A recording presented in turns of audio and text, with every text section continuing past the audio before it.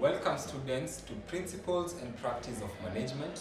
In our today's class, we'll be discussing the second topic. We'll be talking about the evolution of management thought, which is our topic 2. I'll take you through the whole topic, but for greater detail and in-depth analysis, you can easily access the notes that are posted. Okay, so let's just go through what was required. So topic 2 is on the evolution of management. We have four major levels of management or major theories of management. We have the early management theory, or what usually referred to as the pre-classical theories. Okay, then we have the classical theories themselves. Now in the classical theories, we try and discuss what were the classics that are used for management. Then we have the neoclassical theories, which are rather new theories that have been suggested after people realized the classical theories maybe were not working for them, they came up with the neoclassical, and finally we have the early management theories. Okay, now let's get into the early management theories. Now, the early management theories, they are the ones that were used by empires. Think of the Persian Empire, think of the Roman Empire. They are the ways that they actually used to organize themselves. They are the way that they believed how bureaucracy could occur. For example, I remember the Roman Empire, there are the people that came up with the reason for democracy and so on. Then we also have the Chinese Empire. For the Chinese to be able to construct the Great Wall of China, they needed some level of management, because this was a project that took almost a number of hundreds of years, and this is not something that can be done with the click of a hand. Therefore, there was some level of management that was used under that. Then we have the pyramids that were the pyramids of Giza and all the other pyramids that have been constructed around the world. Think of the Egyptian pyramids, think of the South American pyramids, and so on.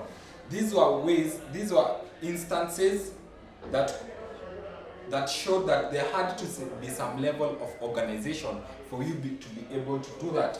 And also the Catholic Church, the Catholic Church was able to actually, it has a very well-defined hierarchy of authority, where you have the Pope, all the way the cardinals, the bishops, all the way to the congregation of the people that actually now attend the church. Now, the early management theories, it's just good to know them, to understand how they work, so that now when you get into the actual classical theories, you can see which one was used at whatever level. So the classical theories. Now these classical theories started during the second half of the 18th century. Okay? So starting around 1750s and so on. Okay? People started deciding, wait, there are other ways that you can actually come up with. We can come up with better ways of conducting things.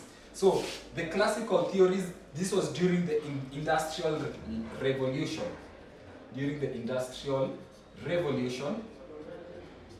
Now during the Industrial Revolution, people realized that we need some sophisticated ways to do our things. We need some ways that have to be done specifically in a certain way. And what did they do about this? So since the Industrial Revolution was more about the production of goods and services, the first way that came up was the administrative school. Now the administrative school was suggested by, the main contributor was someone usually called Henry Fayol. Henry Fayol is the person that actually came with the principles of management that we discussed in the first topic. Now, the administrative school really looked at how a company will work very well if the management is very good. That is, under the administrative school, Henry Fayol believed that if the management does their job very well, then the company itself will be able to kind of go out and grow in a huge way. Okay? So he actually wrote a book called the General Industrial Management, something of the sort. General Industrial Management, where he talked about the the basic functions of management, which were, he believed that a company had a commercial function, it had a financial function, a technical function, a management function, an accounting function, and finally a security function. All these are very well outlined in the notes. Therefore, Henry Fayol usually prefer him to as the, rather you can call him the father of management, because he actually came up with some really tip-top ideas, okay? So remember that he came up with the 14 administrative principles all the way to Spirited de Corps and so on, unity of command and so on, the ones that we talked about in the principles of management. So we are saying he came up with the principles of management, and he also came up with what we are calling the major activities of management, that is the commercial function, financial function, and so on. So let's talk about the second classical theory, which is the scientific school. Now, the scientific school had a number of people that came in. Now, scientific school believed that business or management can be conducted, it can be conducted through facts and truths. That is, you see, science usually believes that things are have to be factual, that is, use facts to come up with reasons. That is, you do some experiments or you conduct some level of reasoning to come up with a specific theory. Now, we had the guys that came up with this, unlike Henry Fayol, who used to work at a factory. These were guys that actually conducted some experiments and so on. So the major proponents were Frederick Taylor, Henrik Gantt, and Lilla Frank. So let's talk about what Taylor said. Let's start with maybe Frederick Taylor. Now this guy was around from 1856. It's good to think about the years, okay? Because the years make you realize when were people thinking like this? When were people thinking in this way? Anyway, so this guy was an engineer, and he came up with some scientific ways of doing things. Then we had Henry Gantt. Now, Henry Gantt was someone, he was a supporter of whatever Frederick Taylor said, because he was also an engineer, and he came up with something called the Gantt chart. The Gantt chart that used a way of explaining how management works. And finally, we had Lillian and Frank. It's called Lilla Frank because these two guys were a couple, okay? They were a couple. Lillian was married to Frank, and therefore they came up with actually Lillian was a professor in psychology, and Frank had his own company. Anyway, they were concerned with the waste. Actually, Lillian and Frank, they were concerned with the wastage that usually occur because of movement in the workplace. The amount of time that people usually take to maybe leave the office to go and greet their friends and so on. So that's what they majorly discussed. Finally, let's go to the bureaucratic school of thought. Now, in the one thing you should note about the bureaucratic school of thought is that people realized, not people, but rather Max Weber realized that all the theories that have been talked about, they were really focusing on how management should do things, how management should do things. And therefore, there was the possibility of the abuse of power. And therefore, Max Weber came and decided, instead of having a theory where you are talking about how management should conduct themselves, because if you teach only the management how to conduct themselves, there's the possibility of some of the power may be abused. And therefore, he came up with something that was rather hierarchical. That is, he said that there has to be some level of bureaucracy where not only one person is giving orders to everyone, but you should have different levels of management. And therefore, he believed that there had to be something called the division of labor. Labor had to be able to be divided according to people, so that people may actually show their best out of whatever they were doing.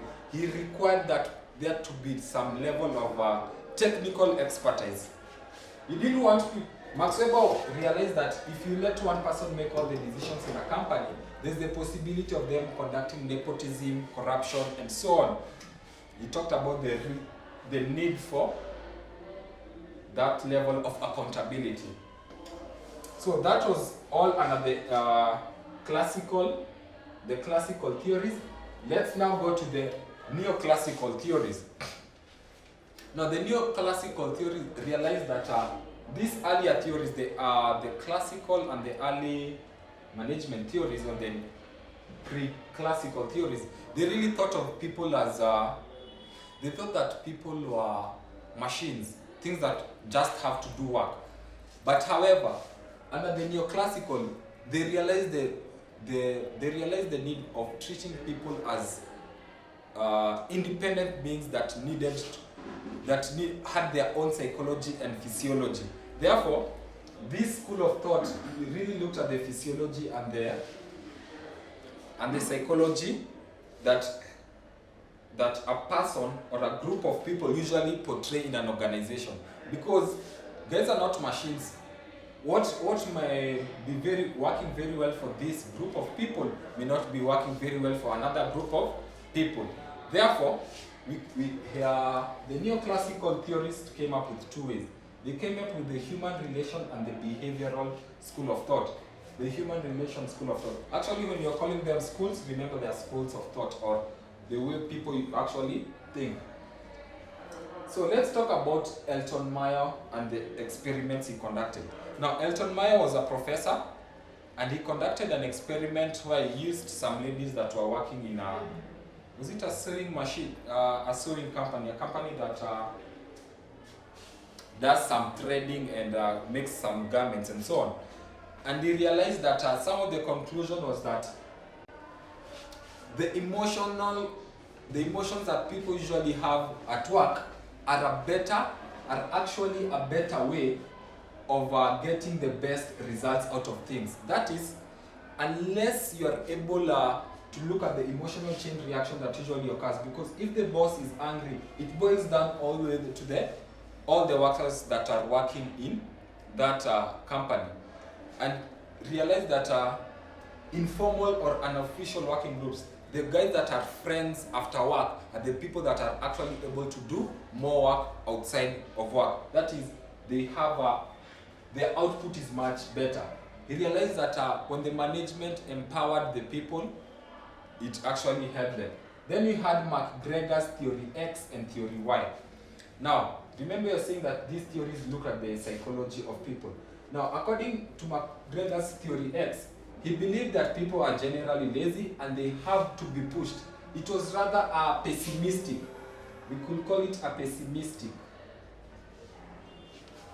approach, because it believed guys were lazy, they had to be pushed, they had to be threatened in order to do whatever they were supposed to do. And the theory Y was an optimistic one, where he said people are generally hardworking. People generally love their work. Now, you see, these two theories can apply in different contexts, because if you think about the theory X, this is the best theory to use maybe when you're working in a company of engineering, an engineering company and so on. The optimistic one is good when you're doing something such as marketing, because we want people to be able to think on their own and so on. Then, that's all for today. We'll continue later.